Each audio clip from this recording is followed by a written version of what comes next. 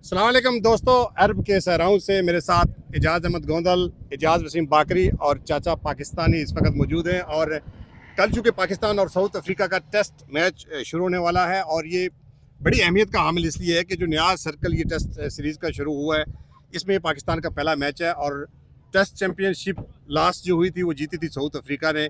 कल पाकिस्तान अब एक नया सफ़र शुरू करने जा रहा है। तो एजाज साहब, सबसे पहले तो आपसे पूछूंगा कि प्लेइंग 11 तकरीबन फाइनल होगी, जिस तरह आपने मुख्तलिफ सोशल मीडिया पे देखा कि शायद साजिद खान कल टीम का हिस्सा नहीं होंगे। सबसे पहले तो ये बताएं कि जो प्लेइंग 11 है इसको आप कैसे देखते हैं?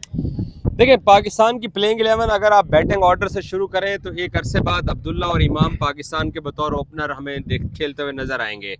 और ये दोनों मुस्तनद ओपनर हैं पाकिस्तान टीम के। दरमियान में पाकिस्तान ने एक दो मरतबा साइम अयूब को टेस्ट में ओपनिंग करवा दी, सम टाइम इमाम को ड्रॉप कर दिया, सम टाइम अब्दुल्ला को ड्रॉप कर दिया। सो मेरा ज़ाती ख्याल ये है कि पाकिस्तान का और स्पेशली लाहौर में 2-3 साल बाद टेस्ट क्रिकेट होने जा रही है। 2022 में लास्ट टाइम लाहौर में टेस्ट मैच हुआ था और अब एक अरसे बाद लाहौर में टेस्ट मैच होने जा रहा है। सो अब्दुल्ला और इमाम का आना बड़ा अच्छा है। शान नंबर 3 पे है, नंबर 4 पे बाबर है, नंबर 5 पे अब प्रॉब्ली सऊद खेलेंगे या रिजवान खेलेंगे। उसके बाद फिर पाकिस्तान के पास सलमान अली आगा है। सो बैटिंग लाइनअप आपके पास अच्छी है, लेकिन मेरा कंसर्न ये है कि जैसे सुनने में आ रहा है कि अब पाकिस्तान 2 पेसर्स के साथ जा सकता है। तो एक खुरम आपके पास है और दूसरे आपके पास शाहीन शाह अफरीदी हैं। हसन अली आपकी टीम में मौजूद हैं, बट मुझे नहीं लगता कि हसन को पाकिस्तान ये टेस्ट मैच देने जाएगा। अगर आपने मैराथन लंबे स्पेल करवाने हैं और साजिद नुमान को अगर विकेटें नहीं मिलती हैं, जैसे साजिद का कप्तान की प्रेस कॉन्फ्रेंस से ऐसा लगा है कि कप्तान श्योर नहीं था कि साजिद को जो है वो प्लेइंग 11 में देख रहे हैं, क्योंकि साजिद एक वायरल बुखार की वजह से नहीं जो है वो प्रैक्टिस भी सही तौर पे कर सके हैं। सो आपके पास अफरीदी भी है, वो भी बेंच के ऊपर बैठा हुआ है, वो एक अच्छा स्पिनर है, उसको लाया गया है। गो कि आपका कंसर्न ये है कि उसकी एज ज़्यादा हो गई है। इब्रार भी आपके पास मौजूद है। सो एक कंप्लीट पैकेज पाकिस्तान टीम के पास है, लेकिन आप जिस टीम के सामने खेल जा रहे हैं वो WTC की चैंपियन है, तो आपको अफ्रीका को अपने होम ग्राउंड्स पे हराना है। एक बात याद रखिएगा, लास्ट जो ICC FTP की जो साइकिल थी WTC की, उसमें हमने अपने होम ग्राउंड्स पर मैचेस हारे हैं, बट आप बांग्लादेश के खिलाफ भी हारे हैं। बांग्लादेश के खिलाफ भी हारे हैं। और अब जो विकेट प्रोड्यूस किया गया है बाबर और रिजवान के लिए कितना मैटर करेगा? क्योंकि टेस्ट के साथ साथ मेरे ख्याल में कि इन पे भी शायकीन की बहुत सारी नजरें इसलिए लगेंगी कि हो सकता है कि एक आधी अच्छी परफॉर्मेंस से उनके लिए जो वाइट बॉल स्पेशल T20 के दरवाजे वो भी खुल जाए। कप्तान के आज की प्रेस कॉन्फ्रेंस में मैंने ट्वीट करके कहा कि वो पहले से ही ये लिबर्टी मांग रहे हैं कि जनाब यहाँ पर 50-60 भी अच्छे स्कोर हैं, क्योंकि हाई स्कोरिंग गेम नहीं है। यार, क्यों हाई स्कोरिंग गेम नहीं हो सकते हैं? आपके पास 5 दिन है, आप टेस्ट मैच खेलो। अब आप T20 खेलते हो तो आप टेस्ट की तर्ज पे खेलते हो, आप वनडे क्रिकेट खेलते हो तो आप T20 तर्ज के ऊपर मार के आउट हो जाते हो। जब आपके पास रियल टेस्ट क्रिकेट आ गया तो उसको तो टेस्ट क्रिकेट से खेलो।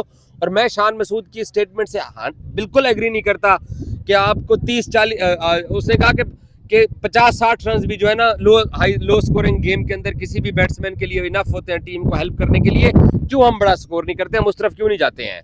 चलो ठीक है, आप हमारे साथ गए। एजाज भाई, आप ये बताएं कि जो कल से जो टेस्ट शुरू हो रहा है, अब जैसे एजाज भाई ने आपको बता दिया कि विनिंग कॉम्बिनेशन तो नहीं, टेस्ट टीम कौन सी रहेगी, तो आपको लगता है कि हसन अली की जगह, क्योंकि आज लोग ये कह रहे हैं कि शायद हसन अली को टीम में रखा जाए, खुरम शहजाद एक बेहतर ऑप्शन हो सकते हैं, और फिर साजिद खान नहीं होते तो क्या 39 साल आसिफ आफरीदी पे हम रिलाई करेंगे या फिर इब्रार के साथ जाएं? नहीं, मुझे लगता है जो सिलेक्टर्स हैं और मैनेजमेंट है वो आसिफ अफरीदी के साथ ही जाना पसंद करेगी। और क्योंकि एक तो वो एजेंट है और उनका खैर डोमेस्टिक में तजर्बा अच्छा है, जो उनके ऊपर जो एलिगेशन है वो एक अलग मैटर है।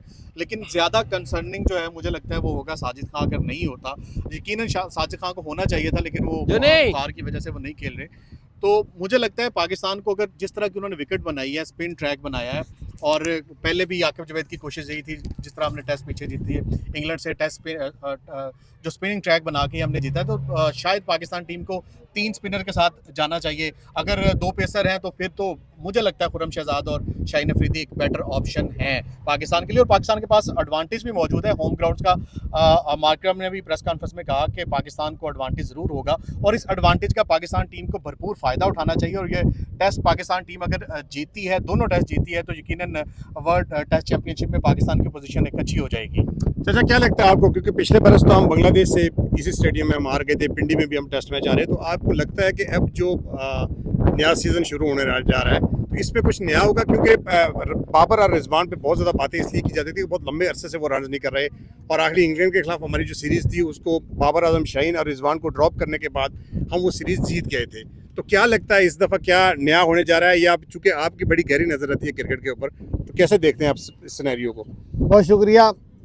मेरे ख्याल में ना, एज ए क्रिकेट फ़ैन है, कल बाबर और रिजवान को एक तो देखने लोग आएंगे स्टेडियम में, क्योंकि काफ़ी अर्से के बाद वो लाहौर में खेल रहे हैं। और ये बहुत बड़ी बात है कि पीसीबी ने फ्री एंट्री दी हुई है, टिकट नहीं दिया हुआ, तो इसका भरपूर फ़ायदा उठाना चाहिए फैंस को। फ़ैन को वहाँ जाना चाहिए। सेकेंडली, पाकिस्तान की टीम अच्छी है, और जो पहले हम अगर बांग्लादेश से आ रहे हैं तो ज़रूरी नहीं कि हम हर बार लगता है कि 4 आपके संडे जो हैं वो किस तरह गुजरे हैं, ज़रा मैं आपसे ये नहीं पूछूंगा, तो कल का जो संडे आने वाला है, लगता है कि ये पाकिस्तानी शायकीन के लिए कुछ अच्छी खबर लेके आएगा? यकीनन है, क्योंकि पिछले चारों संडे इंडिया के नाम थे, अभी हमने कंट्री चेंज किया है, रीजन चेंज हो गया है, और रीजन चेंज करने से आपको पता ही है कि फ़र्क पड़ता है।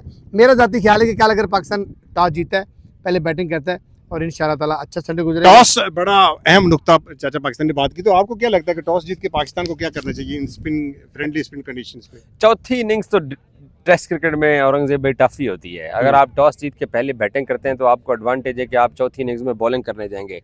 और जैसे शान की प्रेस कॉन्फ्रेंस या माकरम की प्रेस कॉन्फ्रेंस सुनी है, और जिस तरह मायूस की प्रेस कॉन्फ्रेंस नहीं थी शान मसूद की, क्योंकि उन्होंने कहा कि शान 30-40 लिबर्टी 30-40 नहीं, उसने 50-60 का जुमला इस्तेमाल किया। उन्होंने ये भी कहा, उन्होंने ये जुमला भी इस्तेमाल किया कि अगर आप इफेक्टिव 30 भी करते हैं जिससे मैच जीते तो मैं 30 के साथ जाऊंगा।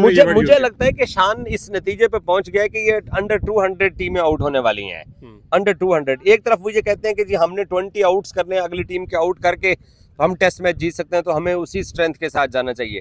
दूसरी तरफ वो ये भी कहते हैं कि जनाब 30-40 या 50-60 रन किए जाए।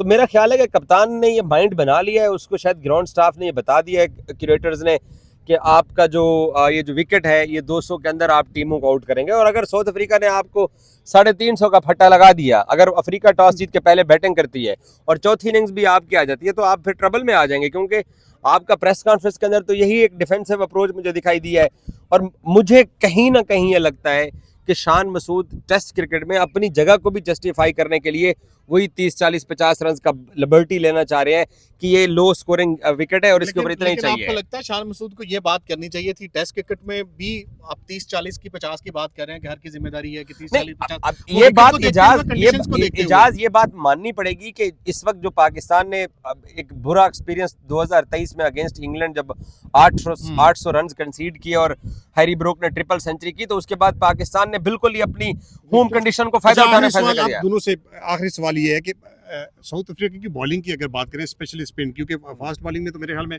कुछ मदद मिलेगी नहीं विकेट से, तो शमसी और महाराज दोनों साउथ अफ्रीका के पास नहीं है, तो ऐसे में साउथ अफ्रीका के पास जो स्पिनर है क्या वो डोमिनेट कर सकेंगे? शमसी अब उनकी वैसे भी मेन स्ट्रीम टीम के अंदर नहीं है, और वाइट बॉल एजाज भाई ऐसी पिचेस के ऊपर तो आप नहीं, वो जो दो नए स्पिनर को भी वो एक वो नया स्पिनर लेके आए हैं, उसका वो डेब्यू करवाने जा रहे हैं, और नाम उनके बड़े मुश्किल है। और एक स्पिनर वो है जिसने 2015 में डेब्यू किया था, 17 में शायद डेब्यू किया था। बाकी वो ये है कि उनके पास रबादा एक ऐसा बॉलर है, वो अपनी उसी स्ट्रेंथ के ऊपर जाएंगे और विकेटें लेंगे। और फिर माकरम भी जिस तरीके की वो नॉक उसने WTC के फाइनल में खेली थी, वो एक बड़ा बैट्समैन है। और फिर रिकिल्टन ने ट्रिपल सेंचुरी हमारे खिलाफ की हुई है, मोल्डर आया हुआ है, वो बड़ा अच्छा खिलाड़ी है, बोश हमारे खिलाफ बहुत अच्छा खेले थे। साउथ अफ्रीका की टीम हमेशा पिछले 2-3 साल में टेस्ट क्रिकेट में बहुत मुश्किल हरीफ रही है बाकी टीमों के लिए। सो पाकिस्तान, मेरा ज़ाती ख्याल ये है कि हम वो बेस बॉल वाला कल्चर क्यों नहीं अपनाते हैं। हम पहले से ये प्रेस कॉन्फ्रेंस में लिबर्टी ले रहे हैं कि जनाब ये लो स्कोरिंग गेम होगी, तो मुझे समझ नहीं आती है कि उसकी बैटिंग स्ट्रेंथ कमज़ोर है, उस बुनियाद के ऊपर ये कह रहा है, या उसको ये लगता है कि उसके बॉलर्स जो है वो अगली टीम को 200 आउट करेंगे तो हमें 200 की जरूरत ही पड़ेगी। हालांकि जो टीम सेलेक्ट की गई है, मेरे ख्याल में ये पाकिस्तान की बेस्ट 11 इजाज है। भाई आप मुझे ये बताएं कि स्पिन डिपार्टमेंट पाकिस्तान का आपने देख लिया, नुमान अली आपके पास है, साजिद खान है, वो खेलते नहीं खेलते तो चलो वक्त बताएगा, फिर आसिफ आफरीदी फिर बरार है, जबकि साउथ अफ्रीका के स्पिन डिपार्टमेंट में हम देखें तो कोई इतना खास कोई सीनियर, खासतौर पे महाराजा का ना होना जो है ना, वो उसके लिए डिसएडवांटेज होगा, पाकिस्तान के लिए इसका एडवांटेज होगा। और उसमें आपने देखा कि मार्करम ने प्रेस कॉन्फ्रेंस में ये भी कहा कि वर्ल्ड टेस्ट चैंपियनशिप का फाइनल जीत के आ रहे हैं, और टीमा बुबुमा का उन्होंने कहा कि वो मिस करेंगे यकीनन। तो उनके पास बैटिंग में तो डेफिनेटली बड़े नाम है और बड़े रन्स कर रहे हैं, बॉलर्स में नहीं है, बॉलिंग में स्पिन बॉलिंग डिपार्टमेंट, क्योंकि अगर ये स्पिन फ्रेंडली विकेट होगी तो मेरे ख्याल में पाकिस्तान को फायदा, बिल्कुल को फायदा होगा। और फायदा होगा भी और पाकिस्तान को फायदा लेना भी चाहिए। मुझे लगता है कि जिस तरह की खबरें आ रही हैं और कुछ जराए ये कह रहे हैं कि कल विकेट को देखते हुए ही प्लेइंग 11 जो है डिसाइड हो सकता है पाकिस्तान जो है वो 3 स्पिनर के साथ जो है वो प्लेइंग 11 मैदान में उतार दे। मुझे लगता है अगर स्पिनिंग ट्रैक होगा तो उसका भरपूर पाकिस्तान को फायदा होगा और पाकिस्तान को उठाना भी चाहिए और ये पहला टेस्ट पाकिस्तान को आसानी से जीतना चाहिए और वर्ल्ड टेस्ट चैंपियनशिप में जो है वो अपनी पोजीशन बेहतर करनी होगी। बहुत शुक्रिया आपके वक्त का।